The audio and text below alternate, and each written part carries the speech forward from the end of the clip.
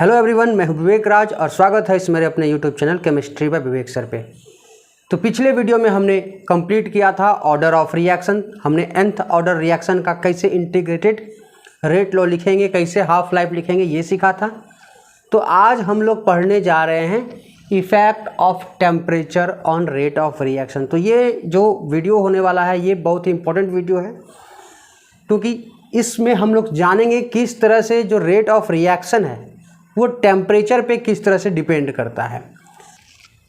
तो जब हम चैप्टर स्टार्ट किए थे तो हम लोग पढ़े थे factors affecting rate of reaction, यानी कौन कौन ऐसे फैक्टर है जो रिएक्शन को रेट को अफेक्ट करते हैं, यानी किन किन फैक्टर से रिएक्शन का रेट प्रभावित होता है। तो हम लोग 6-7 फैक्टर पढ़े थे, लेकिन हम उनमें से 2 फैक्टर जो था वो इम्पॉर्टेंट था। पहला था कंसंट्रेशन ऑफ रिएक्टेंट और दूसरा है टेम्परेचर। तो अब तक हमने जो भी पढ़ा वो इफेक्ट ऑफ कंसंट्रेशन ही पढ़ा, यानी कंसंट्रेशन ऑफ रिएक्टेंट के बारे में पढ़ा। जितना भी हम लोग first order, zero order, second order, जितना भी ऑर्डर मॉलिक्यूलरिटी वाला जो वीडियो था वो सिर्फ कंसंट्रेशन पे बेस्ड था। तो आज का वीडियो बहुत ही इंपॉर्टेंट होने जा रहा है, क्योंकि ये टेम्परेचर पे बेस्ड है, यानी किस तरह से रिएक्शन का रेट टेम्परेचर पे डिपेंड करता है। तो यहाँ पर हम लोग जनरली 2 तरह का मेथड देखेंगे, एक है अप्रॉक्स मेथड और दूसरा है एक्यूरेट मेथड, जिसमें कि हम लोग डिटेल से आर्हेनियस इक्वेशन पढ़ेंगे। तो चलिए हम लोग स्टार्ट करते हैं। तो जनरली देखा गया है कि टेम्परेचर बढ़ाने पर रेट ऑफ रिएक्शन इंक्रीज होता है, यानी मोस्ट ऑफ द रिएक्शन में ऐसा ही देखा गया है कि अगर आप टेम्परेचर बढ़ाओगे तो रिएक्शन का रेट बढ़ता है। तो हम लिख सकते हैं in most of the reaction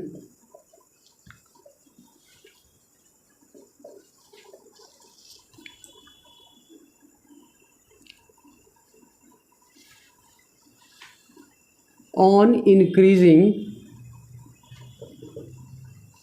temperature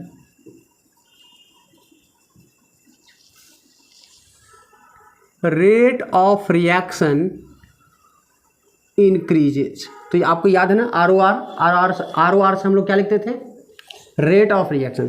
तो जनरली देखा गया है क्या है, जनरली देखा क्या गया है कि मोस्ट ऑफ द रिएक्शन में अगर आप टेम्परेचर बढ़ाओगे तो रेट ऑफ रिएक्शन बढ़ेगा, और अगर रेट ऑफ रिएक्शन बढ़ेगा तो रेट कांस्टेंट भी बढ़ेगा।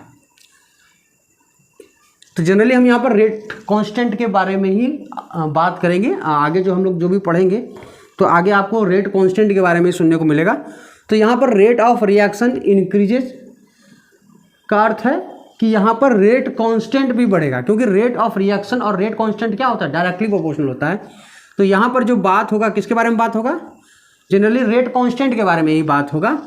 तो in most of the reaction on increasing temperature rate of reaction increases, इसका मतलब है कि रेट कांस्टेंट इंक्रीजेज। तो यानी टेम्परेचर बढ़ाएंगे तो रेट ऑफ रिएक्शन बढ़ेगा, और रेट ऑफ रिएक्शन बढ़ेगा इसका मतलब है कि रेट कांस्टेंट भी बढ़ेगा। तो हम लोग जो रेट लिखते थे, कैसे लिखते थे, रेट इक्वल टू के कंसंट्रेशन के पावर n, यही था ना, रेट लिखने का तरीका यही था। ये क्या है हमारा रेट कांस्टेंट, है कि नहीं। तो रेट और कांस्टेंट, अगर रेट कांस्टेंट बढ़ेगा तो रेट भी बढ़ेगा।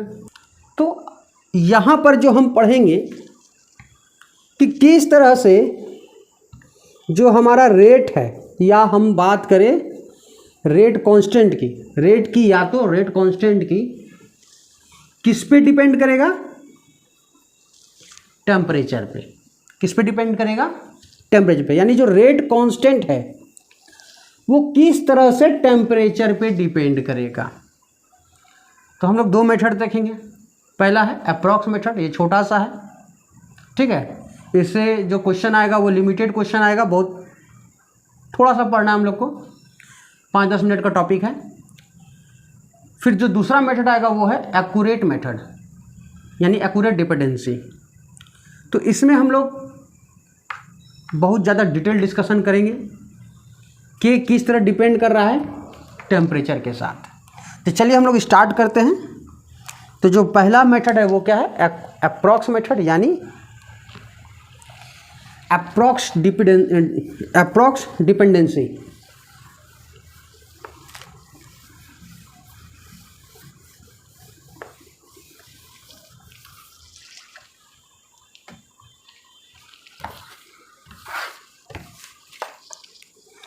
तो जो हमारा पहला मेथड है वो क्या है, अप्रॉक्स डिपेंडेंसी ऑफ के, किस पर, ऑन टेम्परेचर। ठीक है, तो अप्रॉक्स डिपेंडेंसी ऑफ के ऑन टेम्परेचर, तो किस तरह से डिपेंड करता है। तो जनरली आपका एनसीईआरटी बुक में एक लाइन में लिखा हुआ है कि 10 डिग्री सेल्सियस बढ़ाने पर रेट ऑफ रिएक्शन जो है नियरली डबल हो जाता है। रेट ऑफ रिएक्शन या रेट कांस्टेंट क्या होता है, नियरली डबल हो जाता है। तो हम लिखेंगे for a chemical reaction with rise in temperature by 10 degree Celsius, the rate constant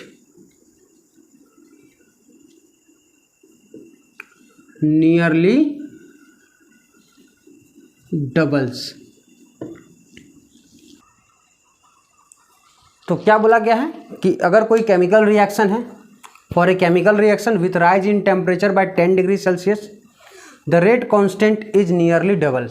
तो रेट कांस्टेंट क्या होता है, नियरली डबल। यहाँ नियरली शब्द का यूज किया गया है। नियरली मतलब लगभग 2 गुना हो जाता है। अगर जैसे ही आप टेम्परेचर 10 डिग्री सेल्सियस बढ़ा दीजिएगा तो जो रेट कांस्टेंट है वो लगभग 2 गुना हो जाता है। ये लगभग 2 गुना का मतलब है कि लगभग 2 के आसपास बड़ा हो जाता है, यानी 2.5 टाइम्स भी हो सकता है, 2.1 टाइम्स भी हो सकता है, 2.3 टाइम्स भी हो सकता है, 3 टाइम्स भी हो जाता है। तो 10 डिग्री सेल्सियस बढ़ाने से रेट कांस्टेंट जो है लगभग क्या हो जाता है, 2 गुना हो जाता है। या हम कहें जो रेट ऑफ रिएक्शन है वो लगभग क्या हो जाता है, 2 गुना हो जाता है, लगभग, नियरली डबल्स। तो एग्जैक्टली नहीं बोल रहा कि एग्जैक्टली 2 गुना हो जाता है, लगभग ट्वाइस हो जाता है। तो इसीलिए हम लोग इसको कहते हैं अप्रॉक्स डिपेंडेंसी। क्या नाम दिया है, अप्रॉक्स डिपेंडेंसी। तो लगभग की बात कर रहा है, यहाँ नियरली डबल्स बोल रहा है। तो यहां पर एक टर्म यूज किया गया है। कौन सा टर्म यूज किया है, टेम्परेचर कोफिशिएंट। इसके लिए एक टर्म यूज किया गया है, क्या है, टेम्परेचर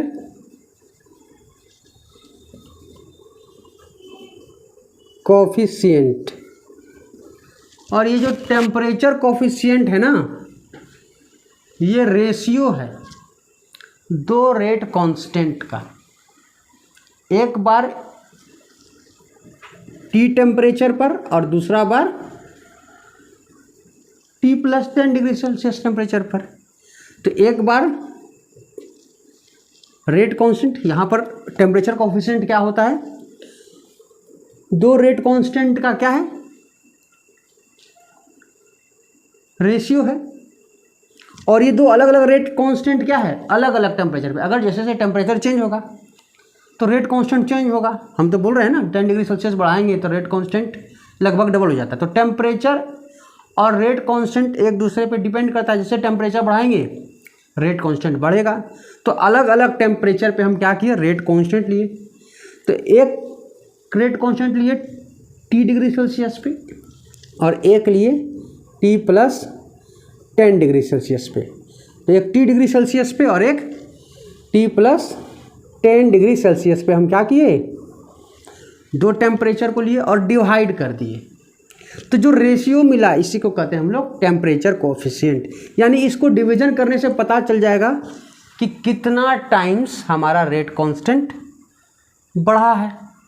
तो लगभग ऐसा करने पर जो वैल्यू आ रहा था वो लगभग डबल आ रहा था, 2.1 आ रहा होगा, 2.2 आ रहा होगा, 2.5 आ रहा होगा, ठीक है। तो लगभग डबल आ जा रहा है। तो हम क्या कर सकते हैं कि यहाँ पर जो टेम्परेचर कॉफिशिएंट है वो दो रेट कांस्टेंट का यूनिट है। एक बार T डिग्री सेल्सियस पे लिया, मान लेते हैं ये 20 डिग्री सेल्सियस है, 20 डिग्री सेल्सियस पे रेट कांस्टेंट कुछ होगा, 30 डिग्री सेल्सियस पे जो रेट कांस्टेंट है तो हमने भाग दे दिया, तो जो वैल्यू मिलेगा वो लगभग 2 के नियरली आएगा। अगर टेम्परेचर कॉफिशिएंट आ गया 2 तो इसका मतलब टेम्परेचर बढ़ाने पर रेट कांस्टेंट क्या हो रहा है, 2 गुना हो रहा है। अगर टेम्परेचर कॉफिशिएंट क्या आ गया 3 तो इसका मतलब क्या हुआ, टेम्परेचर बढ़ाने पर रेट कांस्टेंट क्या हो गया, 3 गुना होते जा रहा है, या रेट ऑफ रिएक्शन 3 गुना होते जा रहा है। अगर रेट कांस्टेंट 2.5 आ गया तो 10 डिग्री सेल्सियस बढ़ाने पर रेट क्या हो रहा है, 2.5 गुना बढ़ रहा है। तो जैसे मान लेते हैं एक रिएक्शन है और उसका जो टेम्परेचर कोफिशिएंट कितना है, टेम्परेचर कोफिशिएंट 2 है, ठीक है। तो यहाँ पर हम टेम्परेचर ले लिए हैं और रेट कांस्टेंट ले लिए हैं, ठीक है। तो टेम्परेचर क्या लिए, 10 डिग्री सेल्सियस पर रेट कांस्टेंट क्या है, K है, ठीक है। हम यहाँ पर लिख रहे हैं ये टेम्परेचर कोफिशिएंट जो है आपका वो 2 है, और यहाँ पर हम क्या लिख रहे हैं, रेट कांस्टेंट, ठीक है, या इसको हम लोग K भी लिख सकते थे। तो रेट कांस्टेंट क्या है, और जैसे टेम्परेचर 20 डिग्री सेल्सियस की है तो टेम्परेचर कोफिशिएंट 2 है, तो रेट कांस्टेंट क्या होगा, डबल हो जाएगा। अगर और 10 डिग्री सेल्सियस बढ़ाएं यानी 30 डिग्री सेल्सियस कर दिए तो रेट कांस्टेंट क्या हो जाएगा, 4K। अगर 40 डिग्री सेल्सियस कर दिए रेट कांस्टेंट क्या हो जाएगा, 8K। अगर यही टेम्परेचर कोफिशिएंट क्या कर दिया जाता, 3 कर दिया जाता, तब बताइए क्या होता। अगर टेम्परेचर कोफिशिएंट 3 होता तो 10 डिग्री सेल्सियस पे मान लिया रेट कांस्टेंट K है, तो 20 डिग्री सेल्सियस पे क्या होता है, 30 डिग्री सेल्सियस पे क्या होता है, इसका 3 गुना 9 के, और 40 डिग्री सेल्सियस पे इसका 3 गुना यानी 27K।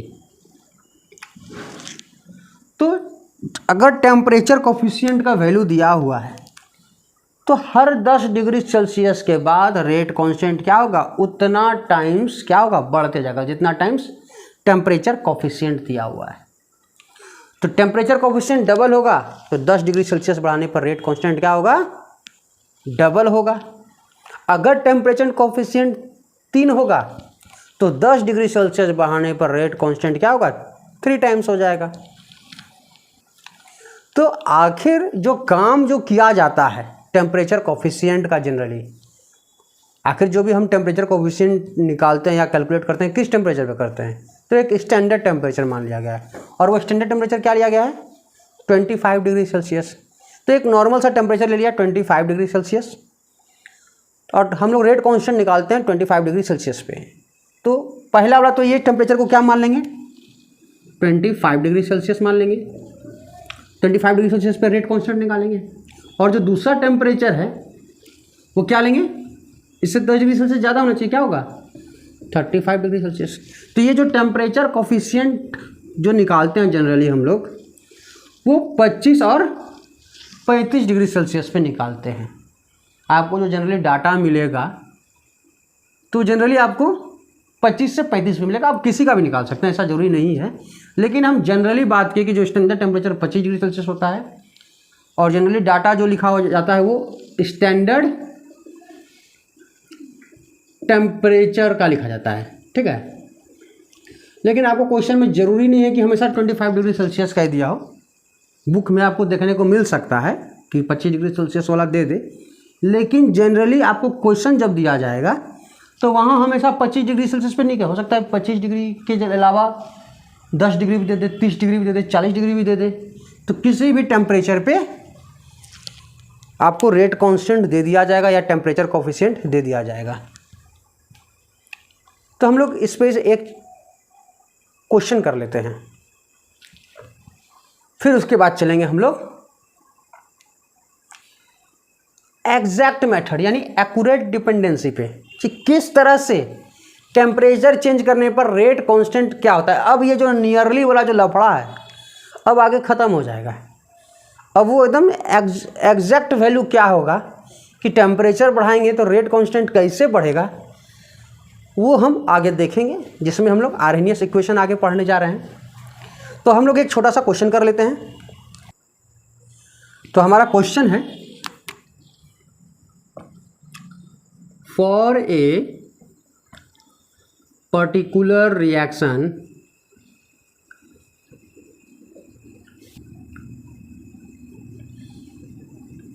Temperature coefficient is 2 if rate of reaction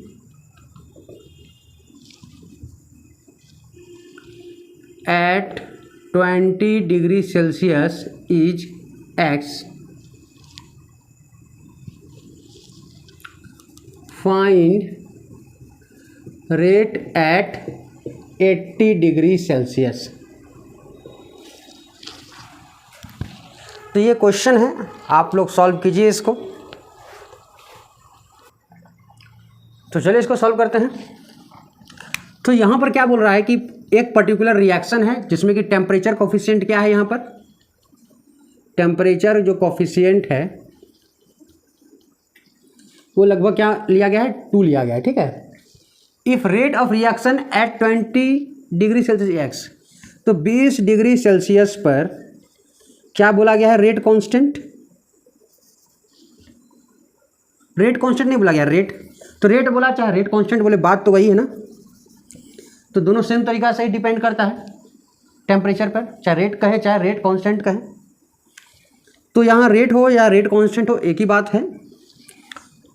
तो 20 डिग्री सेल्सियस पर जो रेट है वो क्या बोला गया है,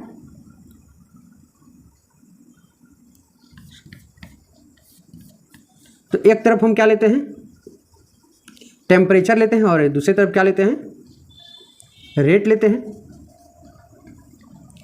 तो जब टेम्परेचर 20 डिग्री सेल्सियस है तो रेट क्या लिया गया है, एक्स लिया गया है, और टेम्परेचर कोफिशिएंट 2 है। इसका मतलब हम क्या समझेंगे, 10 डिग्री सेल्सियस जैसे बढ़ेंगे रेट क्या हो जाएगा, या रेट कांस्टेंट क्या हो जाएगा, डबल हो जाएगा। तो जैसे टेम्परेचर 30 डिग्री सेल्सियस होगा तो रेट ऑफ रिएक्शन क्या हो जाएगा, लगभग यानी डबल हो जाएगा। यहाँ बोला गया डबल हो, 2 है तो यहाँ डबल हो जाएगा, क्या हो जाएगा 2x। तो हमको पूछ रहा है 80 डिग्री सेल्सियस में क्या होगा। तो चलिए हम आगे बढ़ते हैं, 40 डिग्री सेल्सियस, फिर 10 डिग्री सेल्सियस बढ़े तो फिर डबल हो जाएगा रेट, 4x।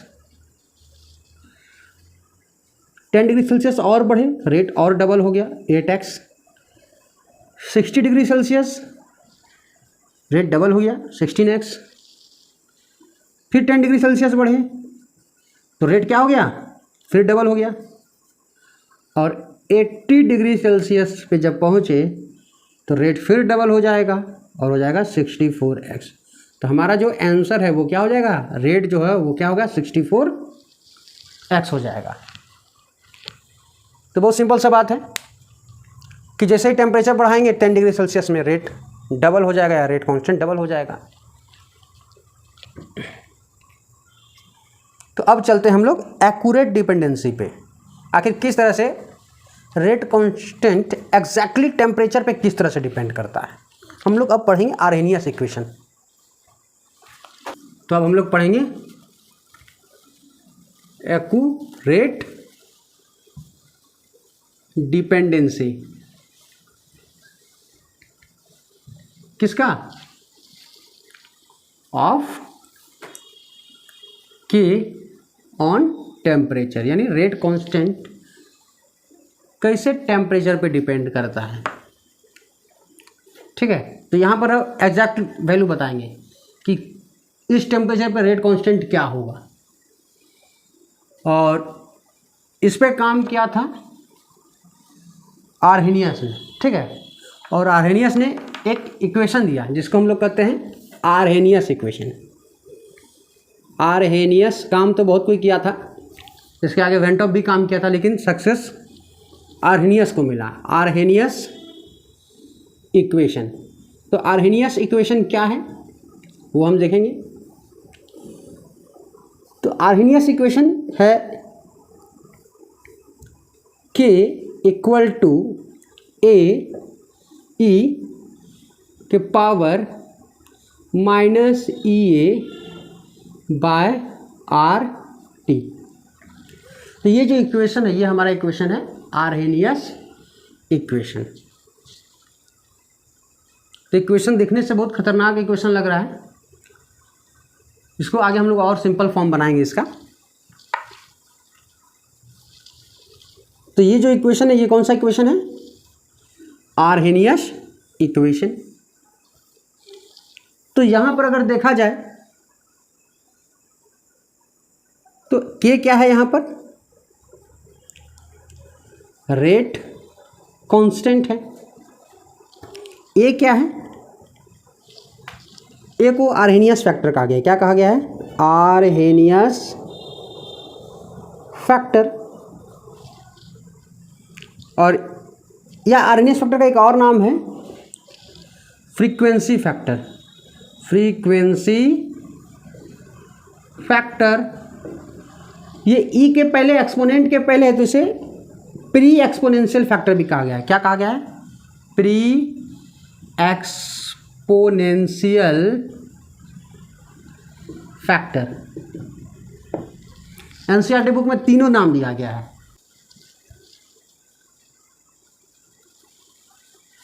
ई क्या है,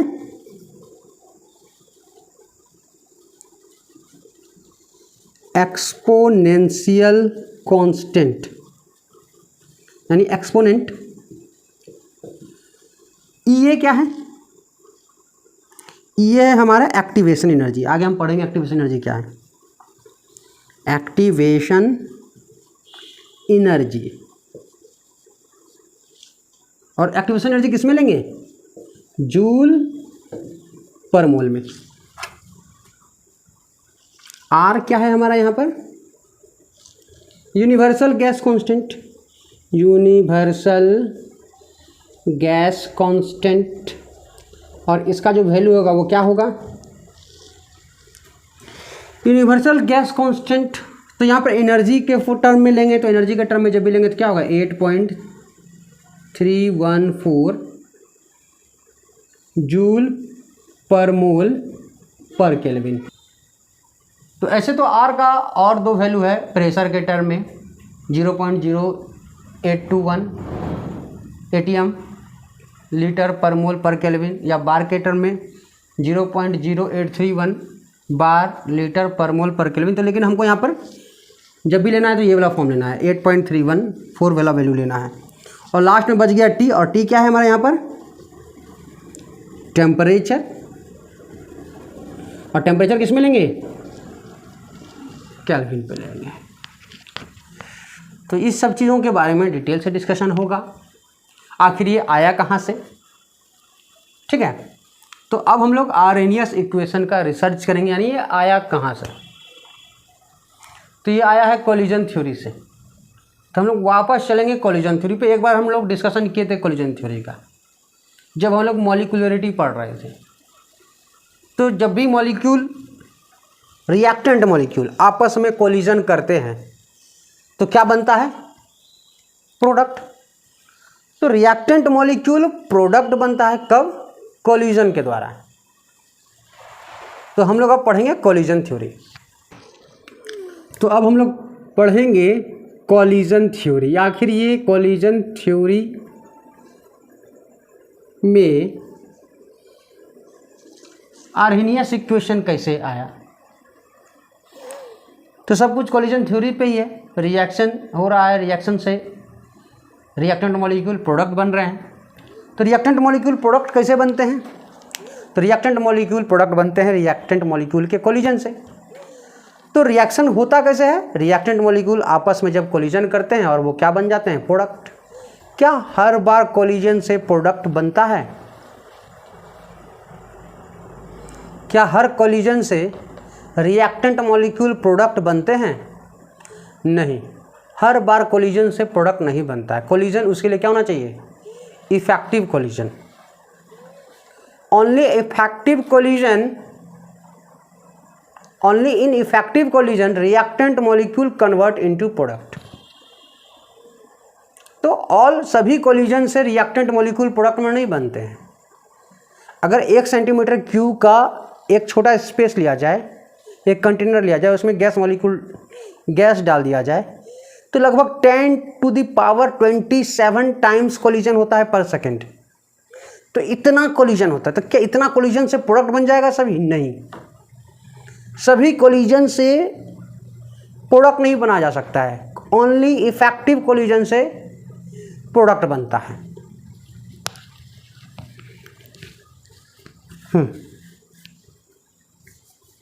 तो हम क्या लिख सकते हैं यहां पर? Only effective collision, only effective collision, only in effective collision, in effective collision reactant molecules converts into product. तो रिएक्टेंट मॉलिक्यूल प्रोडक्ट कब कन्वर्ट होता है? जब कोलिजन इफेक्टिव हो। तो हम जनरली 3 बात कहते हैं ना, याद कीजिए। जब भी रिएक्टेंट मॉलिक्यूल प्रोडक्ट बनेंगे तो पहला चीज़ कंडीशन है कोलिजन होना चाहिए, और दूसरा क्या पढ़े थे हम लोग? प्रॉपर ओरिएंटेशन या ओरिएंटेशन बैरियर। दूसरा कंडीशन क्या है? Proper orientation. तो प्रॉपर ओरिएंटेशन क्या है? जब रिएक्टेंट मॉलिक्यूल सही एंगल पे आकर के टकराए तब जाके प्रोडक्ट बनेगा। जैसे हम बता रहे हैं कि यहाँ पर एक रिएक्शन हो रहा है, A2 + B2 क्या बन रहा है? 2AB। एक रिएक्शन हो रहा है A2 + B2 2AB। तो यहाँ पे 2 रिएक्टेंट है, एक A और एक B।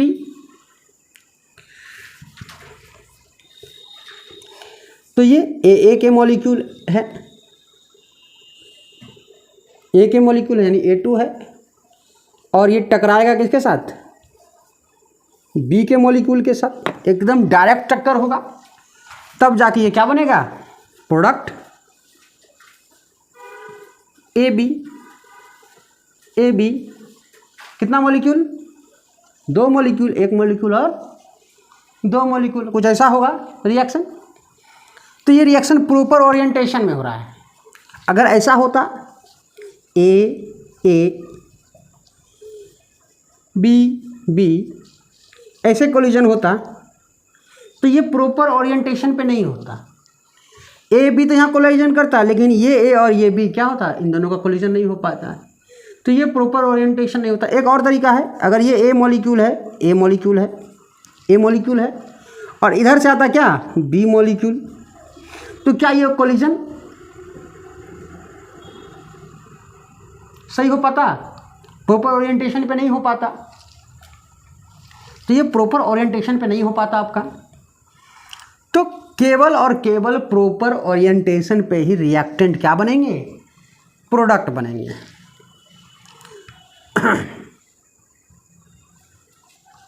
ठीक है। तो दूसरा कंडीशन है प्रॉपर ओरिएंटेशन या ओरिएंटेशन बैरियर।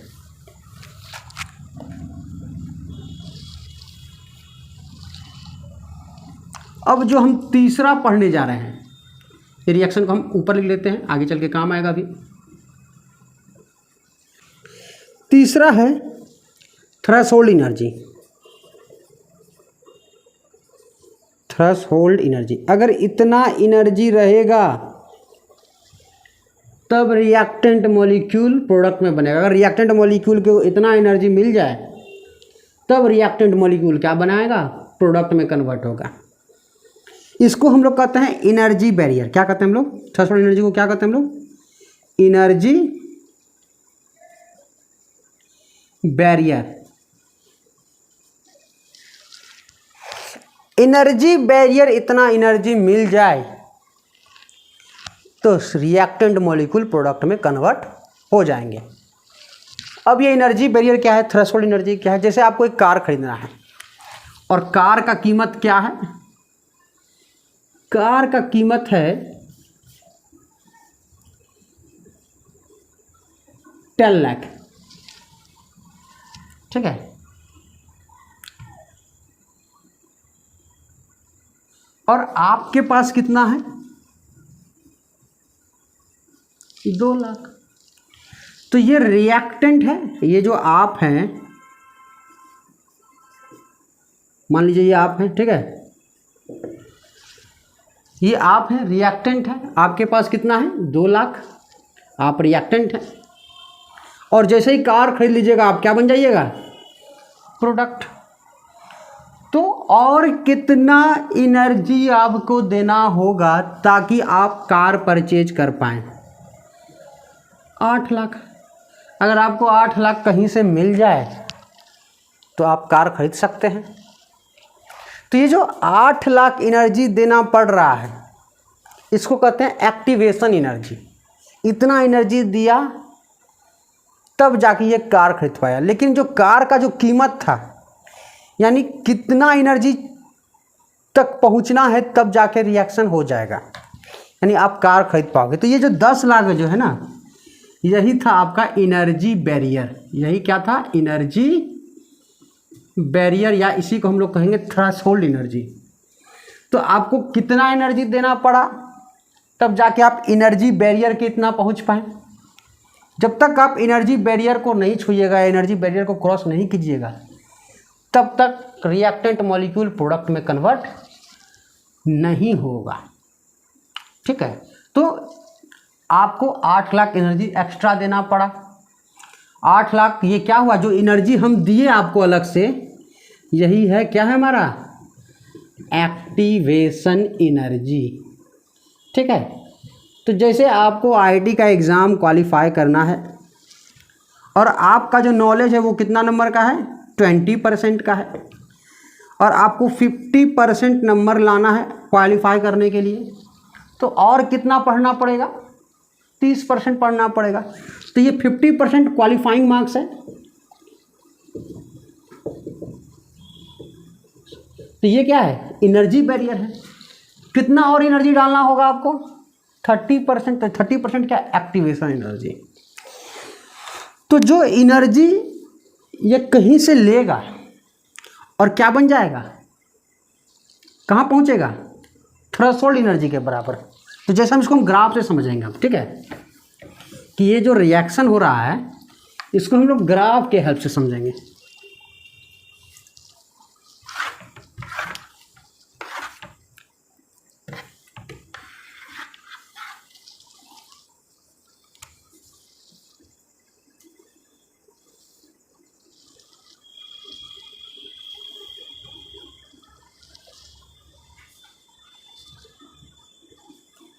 तो यहाँ हमने लिया है एनर्जी, ठीक है, इस तरफ हमने क्या लिया, एनर्जी, और इधर क्या लिया हमने, रिएक्शन कोऑर्डिनेट, रिएक्शन कोऑर्डिनेट। तो ये रिएक्शन कोऑर्डिनेट क्या है, तो रिएक्शन कोऑर्डिनेट रिएक्शन के बारे में जानकारी देता है कि रिएक्टेंट मॉलिक्यूल कैसे प्रोडक्ट में कन्वर्ट हुआ। तो इधर एनर्जी लिए हैं, तो ये रिएक्टेंट है, reactant A2 plus B2। Reactant कौन है, A2 और B2 है। कुछ ना कुछ अपना एनर्जी है, कुछ तो एनर्जी है ना, यहाँ तो जीरो पे नहीं ना है, कुछ तो एनर्जी है। और ये क्या बन रहा है, प्रोडक्ट AB बन रहा है। क्या बन रहा है, प्रोडक्ट AB, ये AB का एनर्जी है। तो ये रिएक्टेंट है और ये क्या है, प्रोडक्ट है। तो ऐसा भी हो सकता है कि रिएक्टेंट का एनर्जी प्रोडक्ट का एनर्जी रिएक्टेंट से ज़्यादा हो, या कभी हो ऐसा हो सकता है प्रोडक्ट का एनर्जी रिएक्टेंट से कम हो। वो डिपेंड करता है रिएक्शन एंडोथर्मिक है या एक्सोथर्मिक है। अगर रिएक्टेंट का एनर्जी अगर प्रोडक्ट का एनर्जी रिएक्टेंट से ज़्यादा है, ज़्यादा दिख रहा है ना आपको, तो इसका मतलब है कि हीट एब्जॉर्ब किया है, एंडोथर्मिक है। और जब प्रोडक्ट का एनर्जी रिएक्टेंट से कम होगा, अगर यहाँ पर होता है तो ये एक्सोथर्मिक होता है, एनर्जी लॉस करता। तो और ये यहाँ पर एक लाइन बना रहे हैं, और ये जो लाइन है ये कौन सा लाइन है? ये लाइन है एनर्जी बैरियर का, यानी ये थ्रेशोल्ड एनर्जी का। ये लाइन कौन सा है? थ्रस, क्या है जी स्पेलिंग? THRE, थ्रस होल्ड, भूल हो जाता है इसमें। थ्रेशोल्ड एनर्जी, या इसी को हम लोग क्या नाम दिए हैं? Energy barrier. तो रिएक्टेंट मॉलिक्यूल प्रोडक्ट में तब तक कन्वर्ट नहीं होगा जब तक वो क्या बन जाए? एक्टिवेटेड कॉम्प्लेक्स बन जाए। अब ये नया टर्म सुनने को आ रहा है, एक्टिवेटेड कॉम्प्लेक्स। ये एक्टिवेटेड कॉम्प्लेक्स कहने का मतलब है कि रिएक्टेंट मॉलिक्यूल क्या हो जाए? एनर्जी बैरियर को क्रॉस कर जाए, ठीक है, तब जाके ये क्या बन जाएगा? प्रोडक्ट बनेगा। जब तक एनर्जी बैरियर को नहीं छुएगा तब तक एक्टिवेटेड कॉम्प्लेक्स नहीं बनेगा। तो यहाँ पर जो रिएक्शन हो रहा है रिएक्टेंट, तो पहले क्या बनाएगा? ये एक्टिवेटेड कॉम्प्लेक्स। पहले जान लो, A B A B, ये क्या बना लिया? Activated complex. और एक्टिवेटेड कॉम्प्लेक्स बनने के बाद तब ये प्रोडक्ट बनेगा।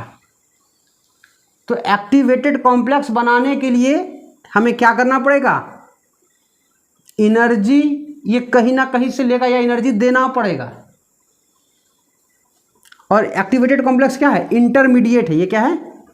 रिएक्शन इंटरमीडिएट, इंटरमीडिएट है।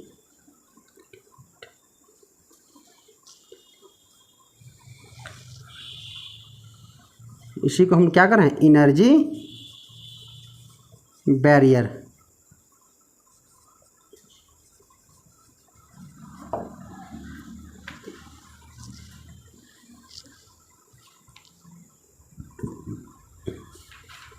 तो ये एनर्जी बैरियर है। तो रिएक्टेंट मॉलिक्यूल को कितना एनर्जी देना पड़ रहा है जी एनर्जी बैरियर पहुंचाने के लिए, यानी एक्टिवेटेड कॉम्प्लेक्स बनाने के लिए? इतना एनर्जी देना पड़ रहा है। तो जितना मॉलिक्यूल रिएक्टेंट, जितना एनर्जी रिएक्टेंट मॉलिक्यूल को देना पड़ रहा है to cross the energy barrier या टू फॉर्म एक्टिवेटेड कॉम्प्लेक्स, उस एनर्जी को हम लोग क्या कहते हैं? Activation energy. और इसको डिनोट इस तरह से किया जाता है EA। वो भी हम लोग जस्ट देखे थे अर्लियर क्वेश्चन में। तब जाके ये क्या बन जाएगा?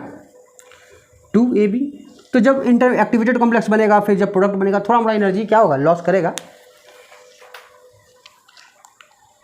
तो ये जो एनर्जी देना पड़ रहा है किसको? रिएक्टेंट मॉलिक्यूल को, ताकि वो क्या बन जाए? एक्टिवेटेड कॉम्प्लेक्स बन जाए, यानी एनर्जी बैरियर को क्रॉस कर ले या टच कर ले, तो उतना एनर्जी देना पड़ेगा, ठीक है। तो यही है एक्टिवेशन एनर्जी। और एक्टिवेशन एनर्जी क्या हो जाएगा आपका? Threshold energy. नहीं जी, ये थ्रेशोल्ड एनर्जी है ना, यहाँ से यहाँ minus energy of reactant. Threshold energy minus, ये पूरा का पूरा थ्रेशोल्ड एनर्जी है ना, यहाँ से यहाँ threshold energy minus energy of reactant. तो रिएक्शन होने के लिए 3 कंडीशन का जरूरी है। पहला तो कोलिजन होना जरूरी है, ठीक है। तो पहला कंडीशन क्या है? कोलिजन होना जरूरी है। और कोलिजन इफेक्टिव कोलिजन होना जरूरी है। तो इफेक्टिव कोलिजन कैसे होगा? प्रॉपर ओरिएंटेशन होना चाहिए और थ्रेशोल्ड एनर्जी के साथ कोलिजन होना चाहिए। तब हम ऐसे कोलिजन को क्या कहेंगे? इफेक्टिव कोलिजन कहेंगे। तो यहाँ जो हमारा पहला पॉइंट है क्या है? Only in effective collision reactant molecule convert into product. तो इफेक्टिव कोलिजन जब होगा तभी रिएक्टेंट मॉलिक्यूल क्या बनेंगे? प्रोडक्ट बनेंगे। तो इफेक्टिव कोलिजन कैसे? पहला तो कोलिजन होगा, प्रॉपर ओरिएंटेशन के साथ होगा और थ्रेशोल्ड एनर्जी के साथ होगा, तब रिएक्टेंट मॉलिक्यूल प्रोडक्ट में कन्वर्ट हो जाएंगे। अब हम देखेंगे कि कैसे हम लोग कोलिजन थ्योरी से आर्हेनियस इक्वेशन को प्राप्त किए। तो हम लोग अब आर्हेनियस इक्वेशन ड्राइव करेंगे कोलिजन थ्योरी के मदद से। तो अब हम यहाँ पर क्या कर रहे हैं, एक ग्राफ बनाने जा रहे हैं। तो यहाँ जो ग्राफ हम ड्रॉ करेंगे, किसके बीच में ड्रॉ करेंगे,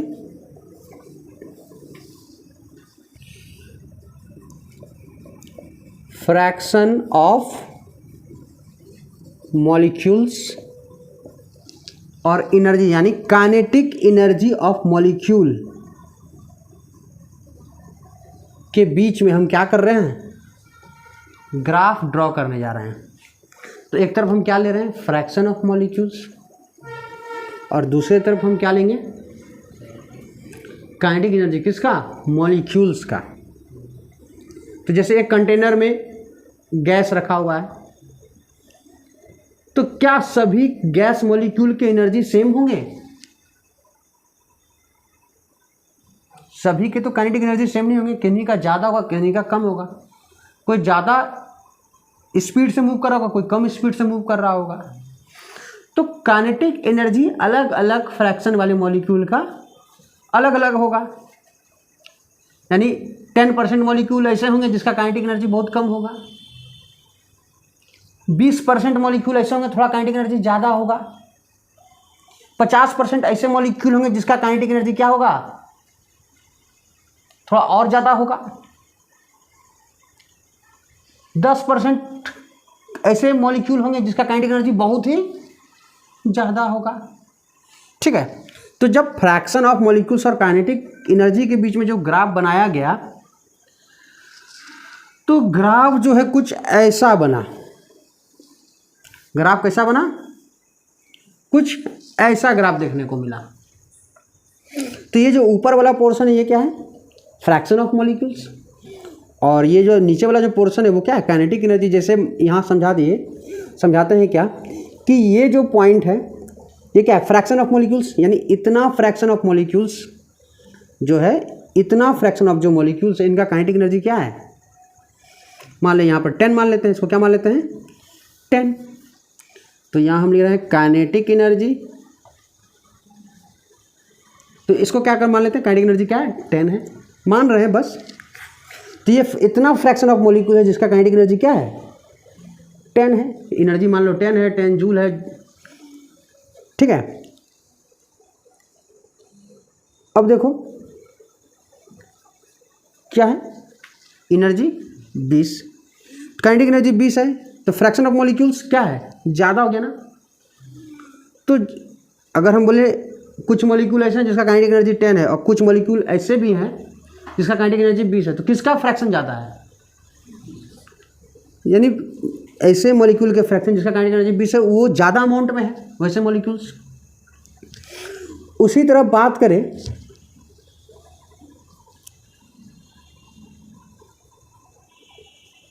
तीस, ठीक है, तो काइनेटिक एनर्जी क्या है, 30 है। ठीक है। तो इनका जो फ्रैक्शन ऑफ मॉलिक्यूल देखा जाएगा तो सबसे ज़्यादा है, यानी ज़्यादातर मॉलिक्यूल ऐसे हैं जिसका काइनेटिक एनर्जी क्या है, 30 है। तो ये जो मैक्सिमम फ्रैक्शन है ना, ठीक है ना, इसको कहते हैं मोस्ट प्रोबेबल। क्या कहते हैं, मोस्ट प्रोबेबल, यानी ज़्यादा फ्रैक्शन के पास काइनेटिक एनर्जी यही है। ठीक है ना। उसी तरह काइनेटिक एनर्जी क्या है, 40, यानी इतना मॉलिक्यूल्स ऐसे हैं जिसका काइनेटिक एनर्जी 40 है, और इतना मॉलिक्यूल, इतना फ्रैक्शन ऑफ मॉलिक्यूल्स वो हैं जिसका काइनेटिक एनर्जी क्या है, 50 है। और ये वाला जो एरिया है इसको हम मान लेते हैं, क्या मान लेते हैं, एक्टिवेशन एनर्जी। इसको हम क्या मान लेते हैं, एक्टिवेशन एनर्जी मान लेते हैं। ठीक है, ये है, या जो एनर्जी बैरियर है।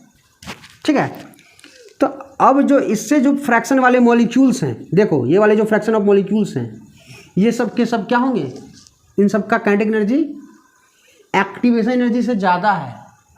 तो क्या बताइए कि इधर वाले फ्रैक्शन ऑफ मॉलिक्यूल्स प्रोडक्ट में कन्वर्ट होंगे या इधर वाले प्रोडक्ट में कन्वर्ट होंगे, जिसका एक्टिवेशन एनर्जी से ज़्यादा एनर्जी है, जो एनर्जी बैरियर को क्या कर दिया, क्रॉस कर गया। तो ये सारे जो फ्रैक्शन ऑफ मॉलिक्यूल्स हैं वो क्या हैं, ये सारे गैस मॉलिक्यूल्स जो हैं, ये सारे रिएक्टेंट है, वो क्या किस में कन्वर्ट होंगे? प्रोडक्ट में, क्योंकि ये एनर्जी बैरियर को क्रॉस कर चुके हैं। यानी जो 50 से ऊपर जिसका एनर्जी होगा वो रिएक्टेंट किस में कन्वर्ट हो जाएगा?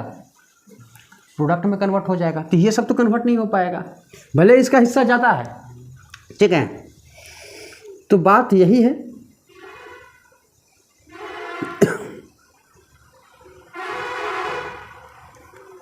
तो ये काम किसी एक टेम्परेचर पे हो रहा है। किस टेम्परेचर पे हो रहा है? टी टेम्परेचर पे हो रहा है, टी डिग्री सेल्सियस पे हो रहा है। अब देखा क्या गया है कि अगर हम क्या करेंगे कि टेम्परेचर बढ़ाएंगे तो ये ग्राफ में क्या असर पड़ेगा। तो जैसे टेम्परेचर बढ़ाएंगे तो ग्राफ जो है कुछ ऐसा आपको देखने को मिलेगा। जैसे टेम्परेचर क्या कर दिए, टी प्लस 10 डिग्री मान लेते थे, तो टी प्लस हम क्या कर दिए 10 डिग्री सेल्सियस, यानी 10 डिग्री सेल्सियस से बढ़ा दिए, तो ग्राफ कुछ ऐसा बन गया। तो इस ग्राफ से क्या समझ में आ रहा है कि जो फ्रैक्शन ऑफ मॉलिक्यूल्स हैं वो क्या हो गया, पहले से जो काइनेटिक एनर्जी, यानी कहने का मतलब है जो फ्रैक्शन ऑफ मॉलिक्यूल्स जो एनर्जी बैरियर को, यानी एक्टिवेशन एनर्जी को क्रॉस करते हैं, अब उनका हिस्सा क्या हो गया, उनका फ्रैक्शन बढ़ गया। दिख रहा है कि नहीं?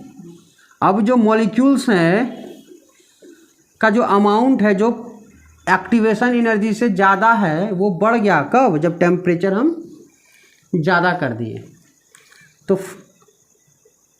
Fraction of molecules energy barrier को जो क्रॉस करा था उसका अमाउंट क्या हो गया, ज़्यादा हो गया। ऐसा क्यों हुआ? क्योंकि टेम्परेचर बढ़ाने पे क्या हुआ, मॉलिक्यूल के पास ज़्यादा एनर्जी आया। तो अब जो कुछ मॉलिक्यूल ऐसे थे कि जो एनर्जी बैरियर को हायर टेम्परेचर पे क्रॉस कर गए, और जो फ्रैक्शन ऑफ मॉलिक्यूल्स है वो क्या हो गया, बढ़ गया, जो एनर्जी बैरियर को क्रॉस कर रहे थे। ठीक है, तो जनरली ऐसा देखा गया। तो जो बोल्ट्जमैन थे और मैक्सवेल थे, इन्होंने ये चीज़ नोटिस किया, fraction of molecule which crosses energy barrier और एक्टिवेशन एनर्जी, है कि नहीं।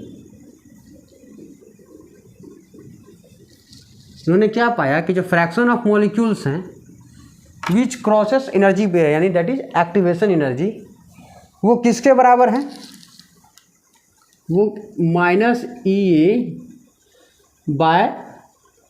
के बराबर है। तो इन्होंने ये फाइंड किया था, इतना मेहनत करके, बहुत रिसर्च किया, तब फाइंड किया। तो जैसे जैसे टेम्परेचर बढ़ाएंगे तो क्या होगा, ज़्यादा fraction of molecules energy barrier को क्रॉस करेगा, एक्टिवेशन एनर्जी को क्रॉस करेगा, तो ज़्यादा रिएक्टेंट मॉलिक्यूल प्रोडक्ट में कन्वर्ट होने लगेंगे, तो रेट क्या हो जाएगा, इंक्रीज हो जाएगा। तो टेम्परेचर बढ़ाने पर रेट क्या हो जाएगा, इंक्रीज। तो कहने का मतलब अगर fraction of molecules activation energy को क्रॉस कर रहा है, वो बढ़ रहा है, तो ऐसे कंडीशन में रेट भी क्या होगा, बढ़ेगा। तो rate is directly proportional to E⁻⁻⁸ है कि नहीं। रेट जो है, अगर फ्रैक्शन ऑफ मॉलिक्यूल बढ़ेगा तो रेट बढ़ेगा, और रेट बढ़ेगा तो रेट कांस्टेंट भी तो बढ़ेगा। यानी इसका मतलब क्या है कि रेट कांस्टेंट बढ़ रहा है। रेट कैसे बढ़ेगा, रेट कांस्टेंट बढ़ने पर रेट बढ़ेगा। इसका मतलब यही है कि रेट कैसे बढ़ रहा है, क्योंकि रेट कांस्टेंट बढ़ रहा है। और हम बताए भी हैं कि रेट बढ़ने का कारण क्या है, रेट कांस्टेंट बढ़ रहा है। रेट बढ़े चाहे रेट कांस्टेंट बढ़े, एक ही बात है।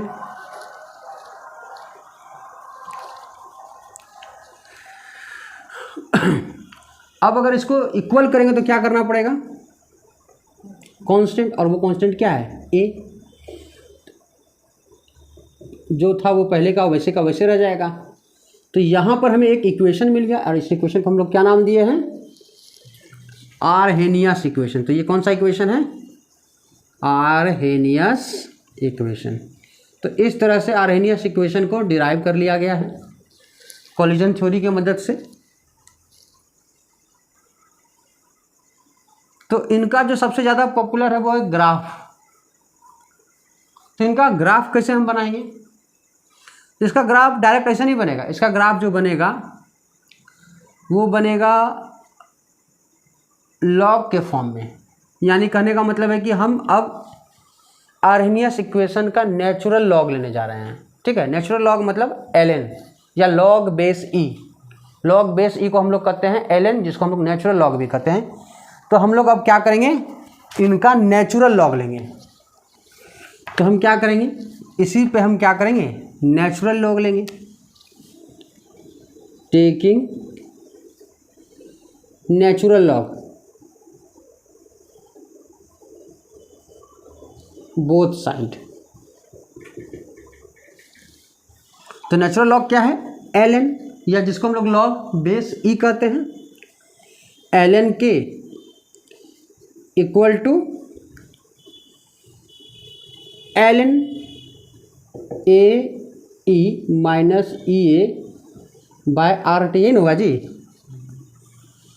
ln के इक्वल टू क्या हो जाएगा, अब इसको करेंगे अलग, तो प्रोडक्ट वाला है वो तो अलग हो जाएगा, ln ए प्लस, अब देखिए ln ई पे power minus E A by R T है कि नहीं। तो अब जो पावर वाला होगा या ई, ठीक है, अब जो पावर वाला है पार्ट वो आगे आ जाएगा। तो देखो हम यहाँ पर करने जा रहे हैं ln के, दिख रहा है, ln के इक्वल टू क्या हो जाएगा, ln ए, पावर जो है वो क्या होगा, आगे आ जाएगा। तो क्या हो जाएगा, minus E A by R T ln ई। ठीक है, अब ln ई का जो वैल्यू है 1 हो जाएगा। कैसे आएगा कि ये जो ln ई है एक्चुअली में क्या है, लॉग बेस ई। ln मतलब लॉग बेस ई और ऊपर से यहाँ पर ई है, एक्सपोनेंट है, तो ये क्या हो जाएगा 1। तो इसका जो वैल्यू है वो क्या हो जाएगा, 1 हो जाएगा। यानी ln ई का वैल्यू क्या हो जाएगा, 1 हो जाएगा। तो ln के ये वाला पार्ट को हम आगे लिख देते हैं, minus E A by R T, इसके साथ तो 1 हो गया, प्लस ln ए। तो यहाँ पर एक इक्वेशन बन गया।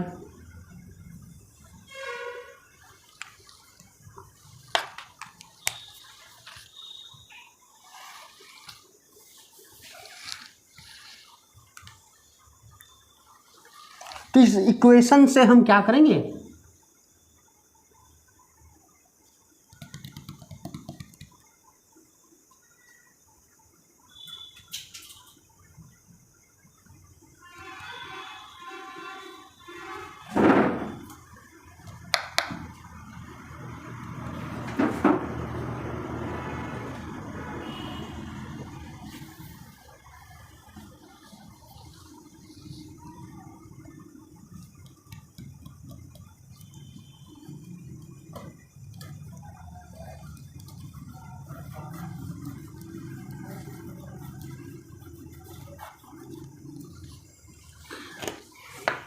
तो ये जो इक्वेशन है वो किसको सेटिस्फाई कर रहा है, इस इक्वेशन पर हम लोग पहले ग्राफ बनाएंगे। ठीक है, तो यहाँ पर हम क्या करेंगे, ग्राफ बनाएंगे।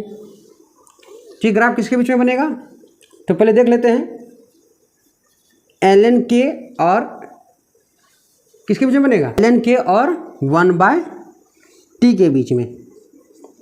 तो यहाँ टेम्परेचर के बीच में ग्राफ नहीं बन रहा है, 1/t के बीच में ग्राफ बन रहा है, ln के और 1/t के बीच में ग्राफ बन रहा है। तो इस इक्वेशन किस इक्वेशन को सेटिस्फाई कर रहा है, y equal to minus M X, 1/t क्या है, x है, और ln a क्या है, कांस्टेंट है, इंटरसेप्ट c। तो y equal to minus M X का ग्राफ कैसा होगा, स्ट्रेट लाइन, लेकिन स्लोप क्या है, नेगेटिव। तो किधर होगा, जैसे जीरो ऑर्डर का बनाए थे, जैसा फर्स्ट ऑर्डर का बनाए थे। तो जो जीरो ऑर्डर और फर्स्ट ऑर्डर में जो ग्राफ बना रहे थे किसके बीच में बना रहे थे, कंसंट्रेशन और टाइम के बीच में। उसी तरह का ग्राफ बनेगा तो वो भी नेगेटिव डायरेक्शन में, और ये क्या है एंगल थीटा। तो थीटा का एंगल कहाँ से लेंगे जब नेगेटिव स्लोप होगा तो बाहर से। और इंटरसेप्ट क्या है, ये जो वैल्यू है आपको ये क्या है ln a, ये जो वैल्यू दिख रहा है इंटरसेप्ट यहाँ से जो खींचे ये वैल्यू क्या है ln a, ये जो इंटरसेप्ट आपको दिख रहा है तो ये ln a जो है इंटरसेप्ट है।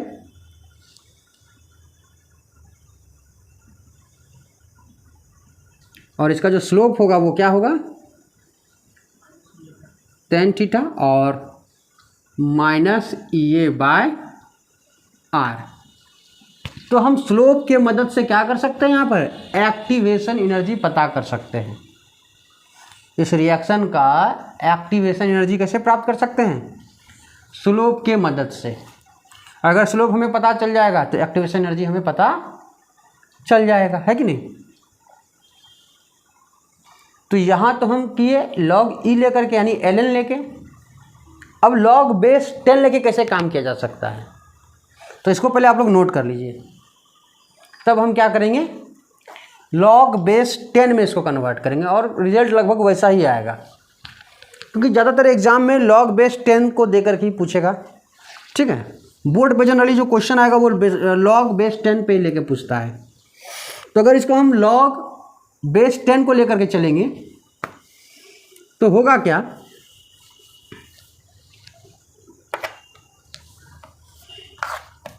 कि ln के जो है इसको हम लोग क्या लिखते हैं log E के, ये नहीं लिखते हैं जी।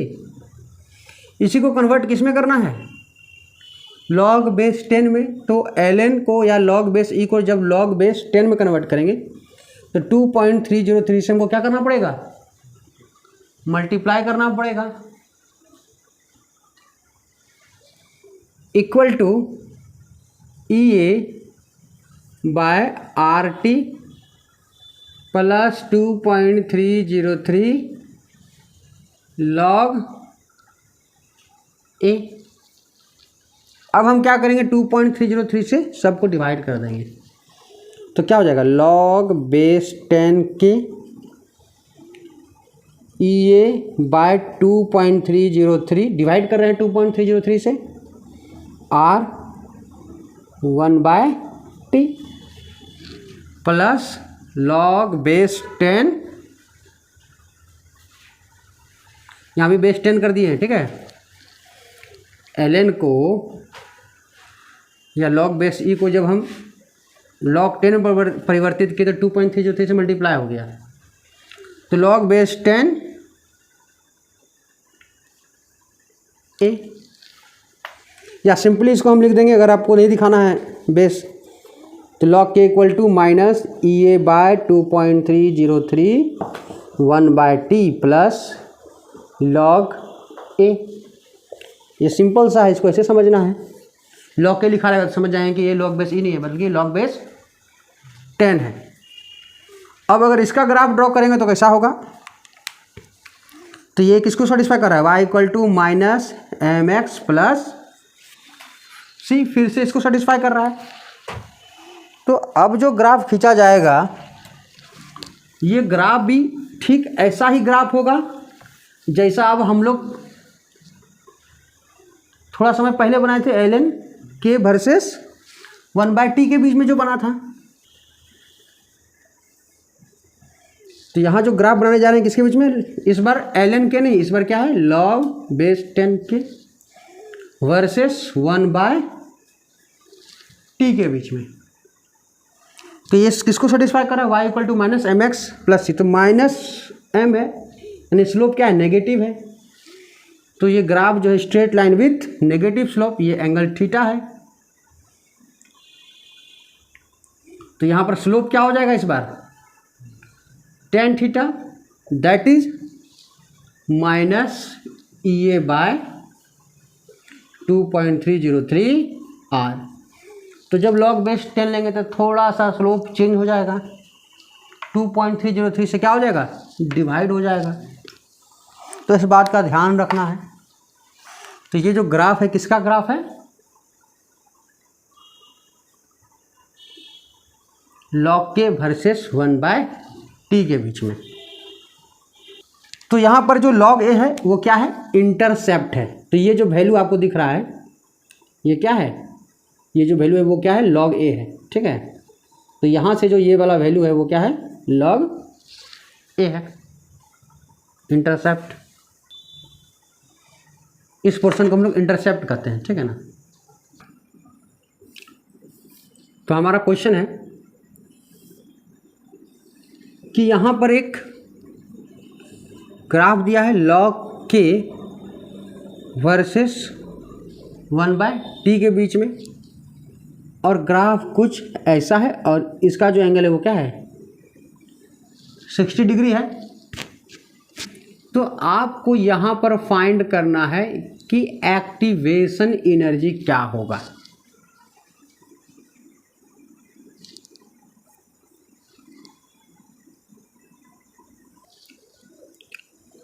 तो हम लोग क्या फॉर्मूला पढ़े थे अभी जस्ट,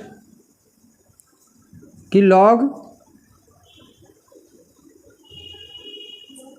log बेस 10 के equal to minus EA/2.303 R1/t plus log base 10A, यही पढ़े थे हम लोग।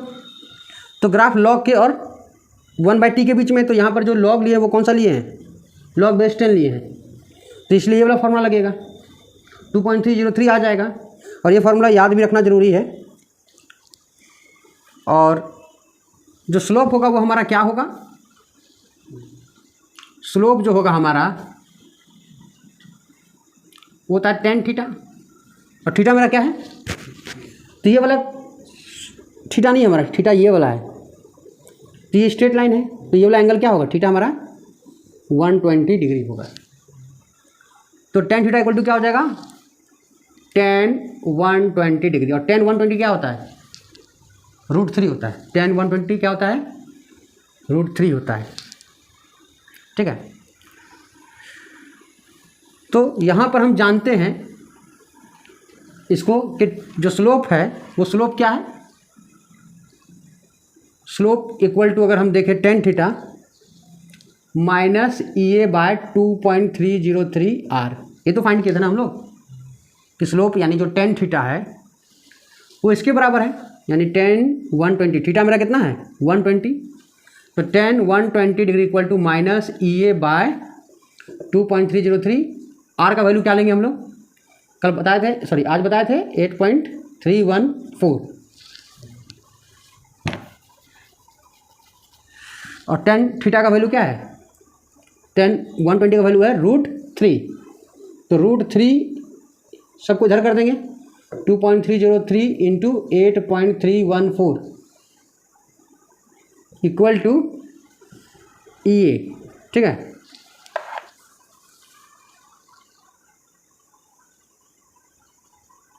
तो इसको फाइंड कर लो।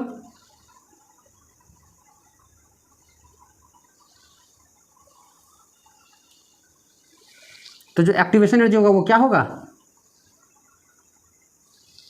8.314 को मल्टीप्लाई कर दो किससे, 2.3 से मल्टीप्लाई कर देते हैं, 12 3 4 9 8 24 8 2 6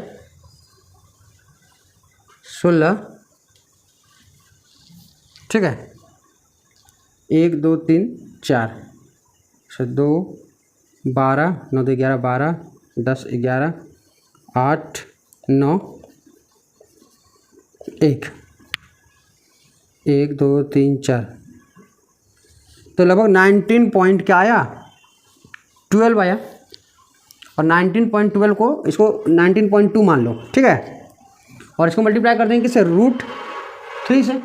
और √3 क्या होता है, √3 होता है 1.732, तो लगभग 1.7 से मल्टीप्लाई कर देते हैं, ठीक है। जो वैल्यू आएगा वो थोड़ा सा बढ़ा के ले लेंगे, 14 2 7 जा 14 9 7 जा 63 64 7 और 6 13 2 इंटू 1 2 9 इंटू 1 9 1 4 6 12 2 3 32.64 लगभग इसको 32.7 मान लेते हैं, तो -32.7 जूल पर मोल। तो लगभग जो आपका आंसर है वो लगभग अप्रॉक्स में इतना आएगा, -32.7 जूल पर मोल। तो यही फाइंड करना था।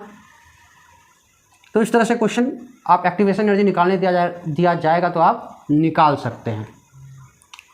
अब एक क्वेश्चन और देते हैं हम, ठीक है। अगला जो क्वेश्चन होगा वो MCQ टाइप का होगा। तो हमारा जो नेक्स्ट क्वेश्चन है वो क्या है कि for nth order reaction the frequency factor is 100 and activation energy is 19137 joule पर मोल, find rate constant eight 727 degree Celsius. तो यहाँ पर हमें क्या फाइंड करना है, रेट कांस्टेंट यानी K का वैल्यू फाइंड करना है।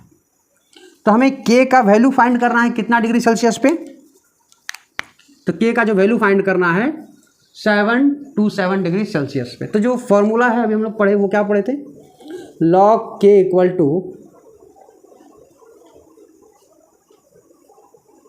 क्या पढ़े थे, minus EA/2.303 R 1/T plus log A। इसी पे हम लोग सारा वैल्यू पुट करेंगे। तो हमें यहाँ पर पहले क्या है, log K फाइंड करना होगा, तब हम K फाइंड करेंगे। तो ले तुम लोग वहाँ तक 2 मिनट का टाइम दे रहे हैं। एक्टिवेशन एनर्जी देखो, तो एक्टिवेशन एनर्जी दिया हुआ है, फ्रीक्वेंसी फैक्टर दिया हुआ है। फ्रीक्वेंसी फैक्टर क्या है, आर्हेनियस इक्वेशन। इसको आर्हेनियस फैक्टर भी कहते हैं, फ्रीक्वेंसी फैक्टर कहते हैं, इसको प्री एक्सपोनेंशियल फैक्टर, 3 नाम है इसका। कल हम बताए थे, वीडियो में देख लेना, कल वीडियो अपलोड कर देंगे शाम में। तो ये आर्हेनियस फैक्टर या जो फ्रीक्वेंसी फैक्टर है वो दिया है A का वैल्यू।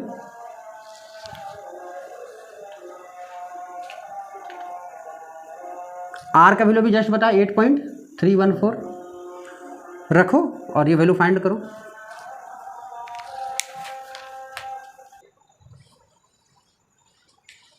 तो हमें एक्टिवेशन एनर्जी का वैल्यू क्या दिया हुआ है,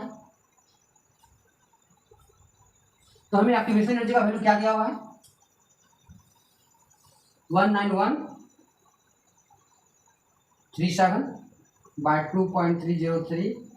R का वैल्यू क्या हम लेते हैं 8.314। टेम्परेचर क्या दिया हुआ है, टेम्परेचर दिया हुआ है 727 डिग्री सेल्सियस। तो इसको हमको किस में चेंज करना है, केल्विन में। जब भी कैलकुलेशन करते हैं वो हम केल्विन में काम करते हैं। तो क्या हो जाएगा 7 3 10 2 7 9 और 10 2 7 9 फिर 10, तो 1000 क्या हो गया केल्विन। तो टेम्परेचर क्या हो गया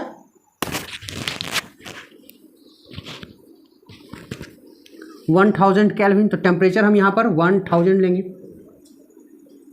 प्लस लॉग ए। क्या है जी, फ्रीक्वेंसी फैक्टर या आर्हेनियस फैक्टर, तो लॉग 100। तो इसको अगर हम आगे सॉल्व करेंगे तो क्या होगा 19137, इसको मल्टीप्लाई करने पर क्या आएगा, अभी जस्ट थोड़ा देर पहले किए थे हम लोग, कितना आया था देखो तो 8.314 मल्टीप्लाई 2.303 या 2.3 से किए थे 12 4 9 24 8 2 6 16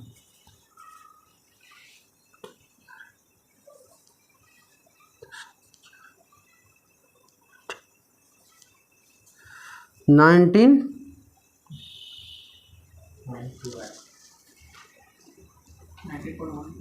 हाँ 19.12 इंटू 1000।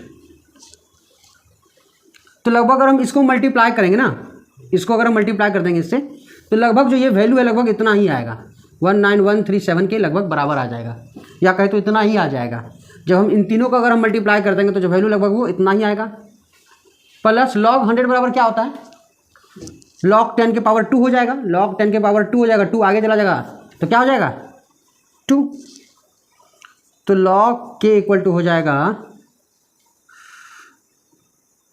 यहाँ माइनस है ना, तो -1 + 2, तो log k बराबर क्या हो जाएगा 1। log k बराबर क्या हो गया 1। तो हमें फाइंड करना क्या है, k फाइंड करना है। तो अब हम क्या करेंगे कि यहाँ पर बेस क्या है log बेस 10, तो अगर हम यहाँ से log हटाएंगे तो क्या होगा, ये बेस आगे चला जाएगा, तो k इक्वल टू होगा, वो क्या होगा 10 के पावर 1। एक फॉर्मूला है, क्या है, log base 10x equal to मान लेते हैं y। तो अगर हम इसको log हटाएंगे तो क्या हो जाएगा, x इक्वल टू क्या हो जाएगा 10 के पावर y हो जाएगा। तो यही फॉर्मूला से क्या हो बन जाएगा, बेस था वो बेस यहाँ आ गया और जो वैल्यू था वो पावर में बदल जाएगा। तो k का इक्वल क्या हो जाएगा, k का वैल्यू हो जाएगा 10। तो k का वैल्यू हम कितना फाइंड किए 10 फाइंड किए, तो और हमारा ऑप्शन क्या होगा, option B is the correct answer. अब हम लोग एक और तरीका देखेंगे जिससे हम एक्टिवेशन एनर्जी फाइंड कर सकते हैं। तो एक रिएक्शन है जो अलग अलग टेम्परेचर पे हो रहा है, तो जैसे ही टेम्परेचर बदलेंगे, यानी दो टेम्परेचर के बीच में रिएक्शन हो रहा है, तो दोनों टेम्परेचर के कॉरस्पॉन्डिंग एक दोनों का रेट कांस्टेंट होगा। तो अब हम लोग एक्टिवेशन एनर्जी निकालने का एक अलग फार्मूला ड्राइव करेंगे। तो हम लोग एक नया इक्वेशन ड्राइव करने जा रहे हैं। तो मान लिया कि लेट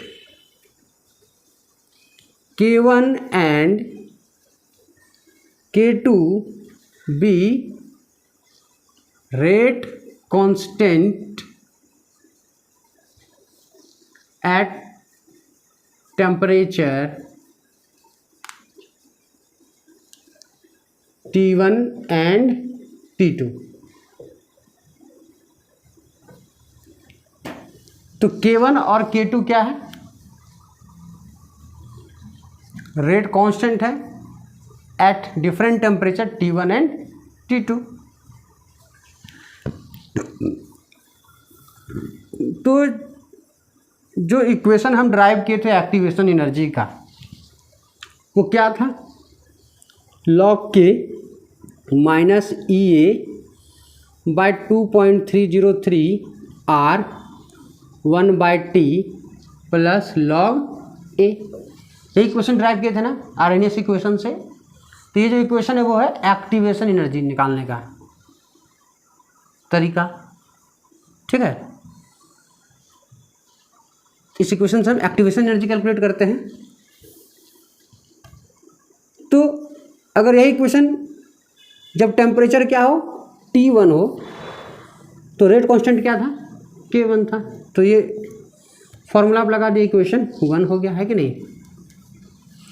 यही फॉर्मूला जब हम इक्वेशन 2 के लिए अप्लाई करेंगे, मतलब जब टेम्परेचर T2 ले ले और रेट कांस्टेंट क्या ले ले K2 ले ले, तो T2 टेम्परेचर पे ये इक्वेशन क्या बन जाएगा, log K2 equal to minus EA by 2.303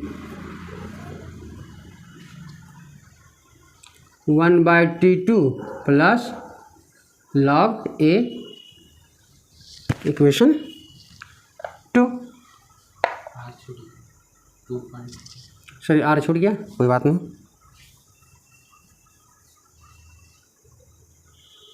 मैं देख रही थी कितना जैसे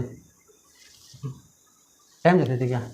देखो ये 7:45 बजने जा रहा है और ये अभी कंप्लीट भी नहीं हुआ है, यानी इसको कंप्लीट होने में 8 बज जाएगा। यानी कल भी 8 बज रहा था, यानी डबल क्लास हो गया। यानी वीडियो हमको लगता है कि 1.5 घंटा का हो जाएगा, 1.5 घंटा से ऊपर का हो जाएगा। अब हम क्या करेंगे,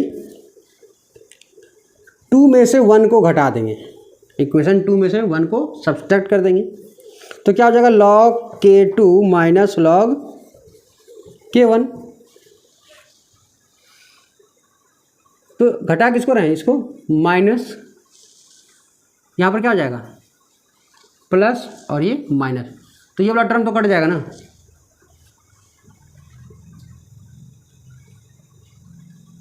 तो पहले हम किसको लिख लेते हैं, प्लस वाले को और फिर माइनस वाले को। यहाँ माइनस था तो ये प्लस हो गया, माइनस करेंगे तो हम क्या लिखेंगे, इन दोनों में एक चीज़ कॉमन है। क्या कॉमन है, EA/2.303 R है कि नहीं। तो पहले हम प्लस वाला लिखें और फिर माइनस वाला। तो यहाँ पर पहले क्या लिखना होगा, 1/T1 माइनस 1/T2, और हमने कॉमन क्या ले लिया, EA/2.303। तो यहाँ पर रह क्या जाएगा, 1/T1 माइनस 1/T2।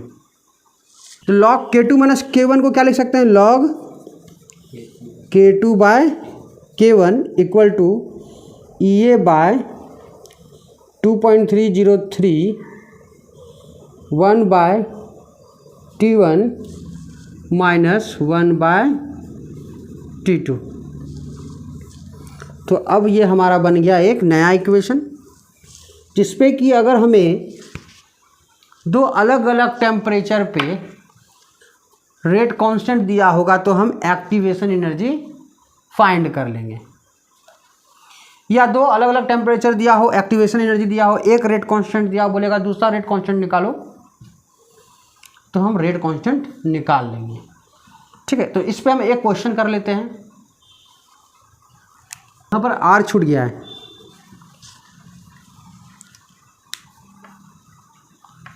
तो हमारा जो इक्वेशन बन गया, फाइनल इक्वेशन क्या है, log K2 माइनस तो हमारा जो इक्वेशन बन गया है log K2/K1 equal to EA/2.303 R bracket 1/T1 minus 1/T2, और यहाँ पर माइनस साइन जो है वो हट गया है, वो माइनस कहाँ गया है, यहाँ आ गया है।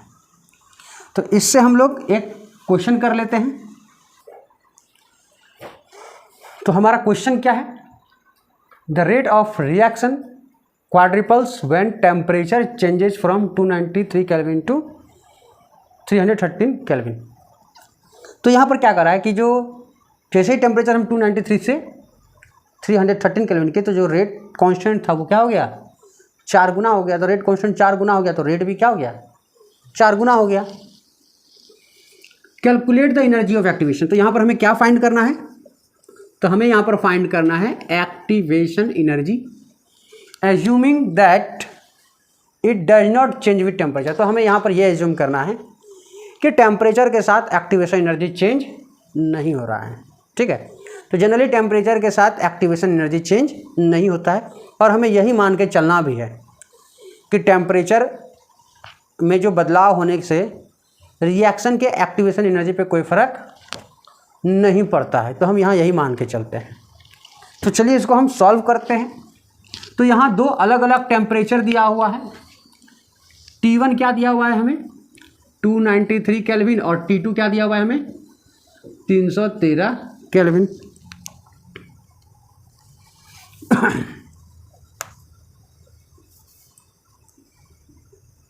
तो हम इक्वेशन लिख सकते हैं log K2/K1 इक्वल टू क्या है, EA/2.303 R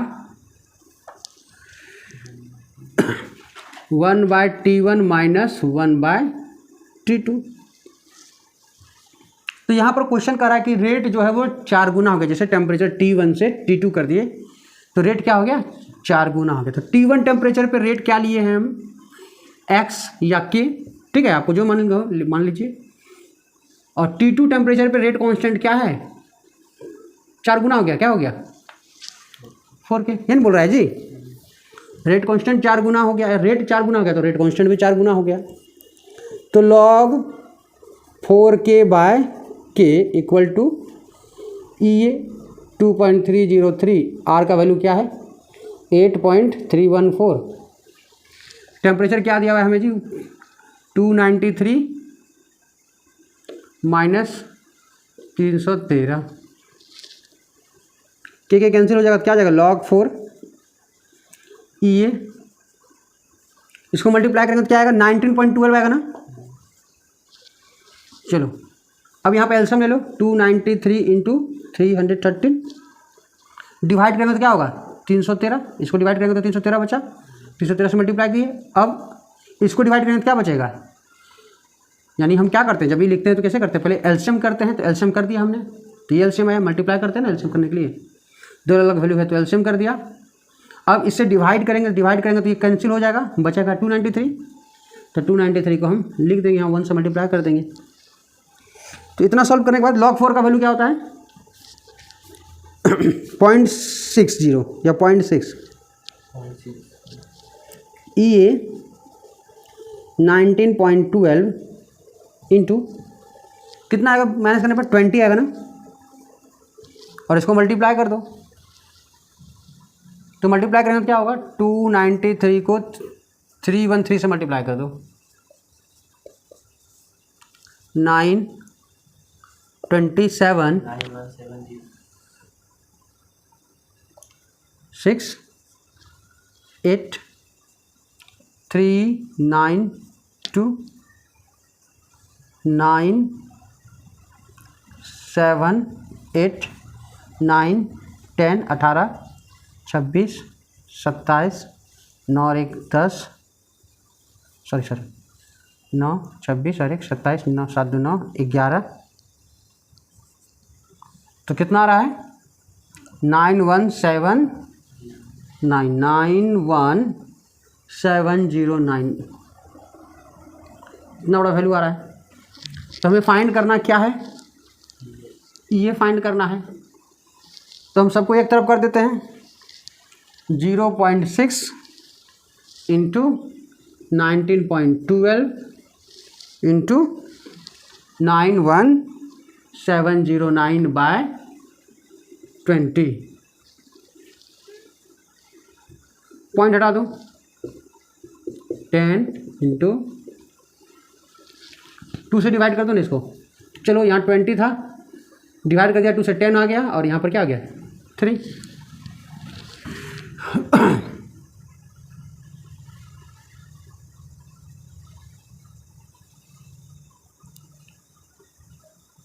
अब क्या करेंगे, अब 91709 को हम मल्टीप्लाई कर देते हैं किससे 19.12 को पहले मल्टीप्लाई कर लो 3 से, 6 3 27 3 5 57.36, अगर इन दोनों को मल्टीप्लाई कर दिए तो आया 57.36 इंटू 91709 बाय 1 2 3 4। अब हम ऐसा करते हैं 57.4 ले लेते हैं और इसको मल्टीप्लाई कर देते हैं 91709 से, तो 57 डेसिमल वन ही लगेगा, डेसिमल को तो नीचे 100 से किए ना हटा के। ओहो अच्छा ठीक, सर यहाँ पर डेसिमल नहीं होगा क्योंकि हमने डेसिमल को क्या कर दिया रिमूव कर दिया। अब हम क्या करेंगे कि 91709 को मल्टीप्लाई किसे करेंगे 5736, कितना आया 1912 को मल्टीप्लाई करने पर 3 से 5736, तो 5736 से मल्टीप्लाई करेंगे तो ये काफ़ी बड़ा हो जाएगा। तो ऐसे केस में हम क्या करते हैं इसको छोटा करने की कोशिश करते हैं,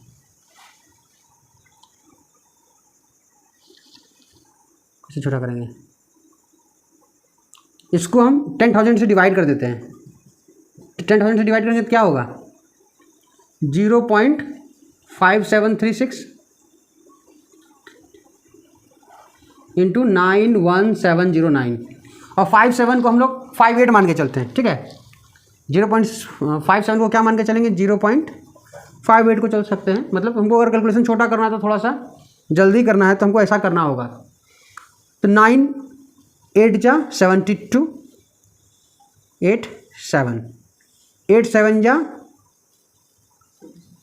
56 8 13 9 8 जा 72 और एक 3 73 9 5 जा 45 4 7 5 जा 35 5 और 3 8 9 5 जा 45 2 12 10 11 8 9 8 3 11 7 5 12 13 5। तो 2 पॉइंट आगे ले जाएंगे इसको। तो जो एक्टिवेशन एनर्जी का वैल्यू आएगा वो क्या आएगा